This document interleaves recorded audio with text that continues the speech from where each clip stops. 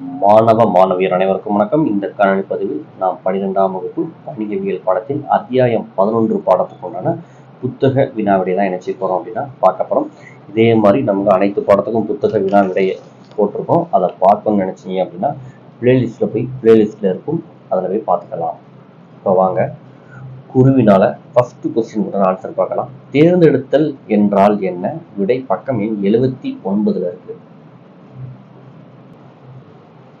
29வது பக்கத்துல 2வது பேராகிராஃப்ல மேல இருந்து 1 2 3 4வது லைன் தேர்வு என்பது இல்லாட்ட தேர்ந்தெடுத்தல் என்பதுன்னு போட்டுக்கோங்க. இங்க இருந்து ஆரம்பிச்சு இந்த ஆகும் முறைக்கு குறிச்சுக்கோங்க. இது முதல் குருவினாக்கு உண்டான ஆன்சர். அடுத்ததா செகண்ட், நேர்காணல் என்றால் என்ன? விடை பக்கம் எண் 81. அதுல மேல டாப்ல நேர்காணல் அப்படின்னு ஒரு ஹெட்டிங் இருக்கா, அந்த ஹெட்டிங்ல ஸ்டார்டிங்ல இருந்து ஆரம்பிச்சு குறிக்கிறது. இது வரைக்கும் மார்க் பண்ணிக்கோங்க. இது குருவினா 2க்குரிய விடை.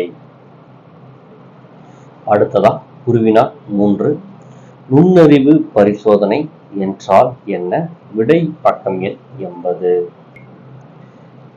80வது பக்கத்துல லாஸ்ட் பேரா நுண்ணறிவு திறன் தேர்வு ஹெட்டிங் இருக்கும். அதுல இருக்கக்கூடிய இந்த பேராகிராஃபை மார்க் பண்ணிக்கோங்க. இது குருவினா 3க்குரிய விடை. குருவினா 4, பணி அமர்த்துதல் என்றால் என்ன? விடை பக்கம் எண் 85. அதுல மேல இருந்து வந்தீங்க அப்படின்னா பணி அமர்த்துதல் அப்படின்னு நமக்கு ஒரு ஹெட்டிங்கே இருக்கும். அதுல 1 2 3 4 5 6வது லைன் பணி அமர்த்துதல் ஹெட்டிங் இருக்கா, இங்க இருந்து ஆரம்பிச்சு இது வரைக்கும் மார்க் பண்ணிக்கோங்க. இது குருவினா 4க்குரிய விடை. அடுத்ததா சிறுவினால ஃபர்ஸ்ட் சிறுவினா, மன அழுத்த நேர்காணல் என்றால் என்ன? விடை பக்கம் எண் 82. அதுல லாஸ்ட் பேராகிராஃப் சரிங்களா, மன அழுத்த நேர்காணல் இருக்கும் ஹெட்டிங், அங்க இருந்து ஆரம்பிச்சு அதே பக்கத்துல மேல டாப்ல நேர்காணல் நடத்தப்படுகிறது அப்படின்றதா, இது வரைக்கும் மார்க் பண்ணிக்கோங்க. இது சிறுவினா 1க்குரிய விடை. ஸ்டூடெண்ட்ஸ், வீடியோ பார்க்குற எல்லாரும் வீடியோவை லைக் பண்ணிட்டு வீடியோவை பாருங்க.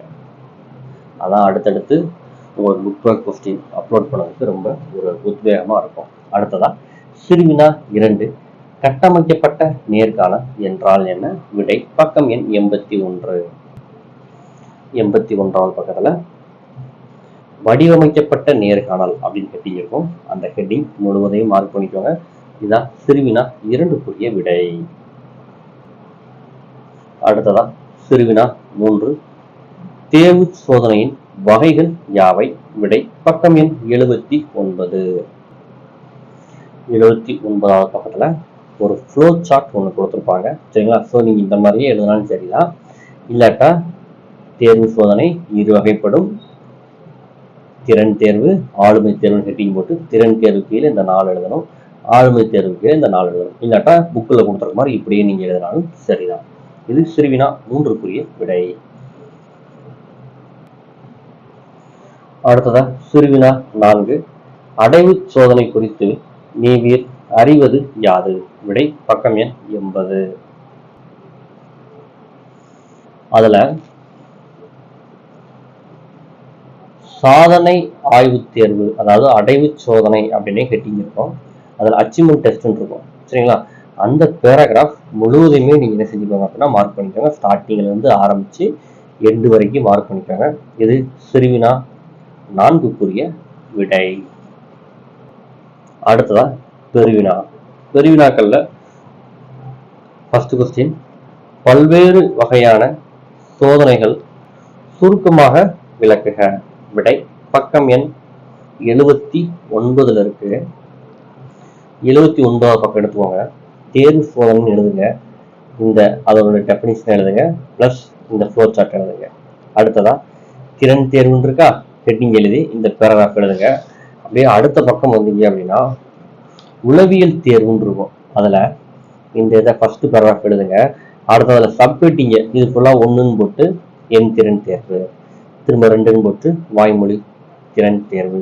இந்த மாதிரி இந்த ஹெட்டிங்கை மட்டும் எழுதிக்கோங்க சரிங்களா.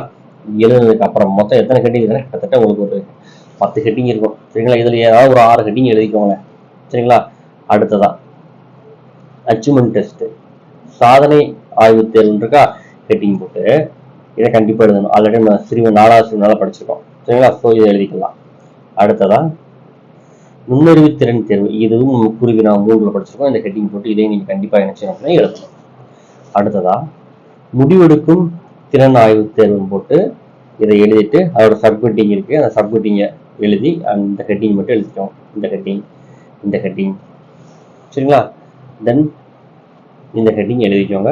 இது வரைக்கும் பெருவினா 1க்குரிய விடை. அடுத்ததா பெருவினால செகண்ட் கொஸ்டின், பணியாளர்கள் தேர்ந்தெடுப்பதற்கான முக்கியமான நேர்காணலின் வகைகளை விளக்குக. விடை பக்கம் எண் 81 மற்றும் 82. 81வது பக்கத்துல நேர்காணல் அப்படின்னு இருக்கும். இங்க இருந்து ஸ்டார்ட் பண்ணுங்க. அப்படியே அது கீழே மொத்தம் சாப்டிங் 1 2 அப்படின்னு சொல்லி டோட்டலா எத்தனை இருக்கு அப்படின்னா 82வது பக்கம் வரைக்கும் 10 ஹெட்டிங் இருக்கு. இந்த 10 ஹெட்டிங்ல ஏதாவது ஒரு 5 ஹெட்டிங் எது நீங்க ஈஸியா இருக்குன்னு நினைக்கிறீங்களோ இல்லை எது கம்மியா இருக்குன்னு நினைக்கிறீங்களோ அந்த இதுல ஏதாவது ஒரு 5 ஹெட்டிங் மட்டும் என்ன செஞ்சுக்கோங்க அப்படின்னா எழுதிக்கோங்க. இது பெருவினா 2க்குரிய விடை. அடுத்ததா பெருவினா 3க்குரிய விடை பக்கம் எண் 86ல இருக்கு. என்ன கேட்டிருக்காங்க அப்படின்னா வேறுபடுத்துக கேட்டிருக்காங்க. 86ஆம் பக்கம் எடுத்துட்டீங்க அப்படின்னா உங்களுக்கு அங்க வேறுபடுத்துக ஒரு அட்டவணை கொடுத்துருப்பாங்க சரிங்களா. அதுல இங்க இருந்து ஆரம்பிச்சு டோட்டலா 8 பாயிண்ட் இருக்கு சரிங்களா. இந்த 8 பாயிண்ட் நம்ம எத்தனை பாயிண்ட் எழுதணும், கரெக்ட் 5 பாயிண்ட் நம்ம என்ன செய்யணும் அப்படின்னா எழுதணும். 5 பாயிண்ட் எழுதுனா போதுமானது. ஓகே ஸ்டூடெண்ட்ஸ், இந்த வீடியோ உங்களுக்கு பயனுள்ள வகையில் இருந்துச்சுன்னா வீடியோ கண்டிப்பா லைக் பண்ணுங்க. நம்ம சேனலை உங்க நண்பர்களுக்கும் ஷேர் பண்ணுங்க. வேற எந்த பாடத்துக்கு உங்களுக்கு புக் பேக் கொஸ்டின் வேணுமோ அதை நீங்க கமெண்ட் பண்ணுங்க. தேங்க்யூ ஃபார் வாட்சிங் ஸ்டூடெண்ட்ஸ்.